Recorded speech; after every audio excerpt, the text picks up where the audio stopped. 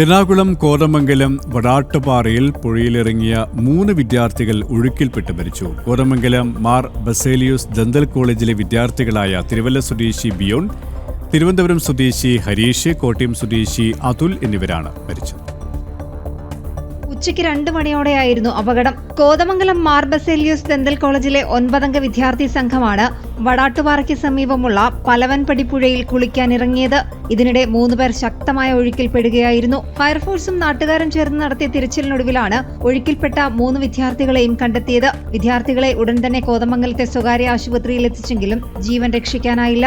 തിരുവല്ല സ്വദേശി ബിയോൺ, തിരുവനന്തപുരം സ്വദേശി ഹരീഷ്, കോട്ടയം സ്വദേശി അതുൽ എന്നിവരാണ് മരിച്ചത്.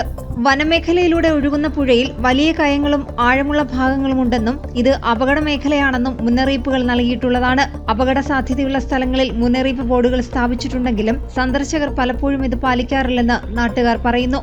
ഒരാള് വെള്ളത്തിലേക്ക് പോകുന്നത് കണ്ട് രക്ഷിക്കാനായിട്ട് 2 പേര് കയറി പിടിച്ചതാണ്. അങ്ങനെയാണ് 3 പേര് വെള്ളത്തിൽ പോയിട്ടുള്ളത്. ഇപ്പൊ 20ഓളം ആളുകൾ ഈ പലമ്പുഴയിൽ ഇവിടെ വെള്ളത്തിൽ പോയി മരിച്ചിട്ടുള്ള സാഹചര്യമുണ്ട്. പുഴയിൽ പോകരുത്, അപകടമുണ്ട് എന്ന് കാണിച്ചുകൊണ്ട് നിരവധി ബോർഡുകൾ വെച്ചിട്ടുണ്ടെങ്കിലും പല ആളുകളും വന്ന് ടൂറിസ്റ്റുകളായിട്ട് വരുന്നവർ അത് ശ്രദ്ധിക്കാതെ വെള്ളത്തിൽ പോകുന്ന അവിടെ വെള്ളത്തിൽ ഇറങ്ങുന്ന ഒരു സാഹചര്യം നിലവിലുണ്ട്. ഫോറസ്റ്റിന്റെ അധീനതയിലുള്ള മേഖലയാണ്. ഫോറസ്റ്റ് അധികാരികളുമായിട്ട് ബന്ധപ്പെട്ട് ഇതിനോടുള്ള കർശന നടപടികൾ, മറ്റേ വെള്ളത്തിൽ പോകാതിരിക്കാൻ തക്കവണ്ണമുള്ള നടപടികൾ സ്വീകരിക്കും. 2 ആഴ്ച മുൻപും ഇതേ പുഴയുടെ അസമന്നൂർ ഭാഗത്ത് 3 നഴ്സിംഗ് കോളേജ് വിദ്യാർത്ഥികൾ ഒഴുക്കിൽപ്പെട്ട് മരിച്ചിരുന്നു. ജനം, കൊച്ചി.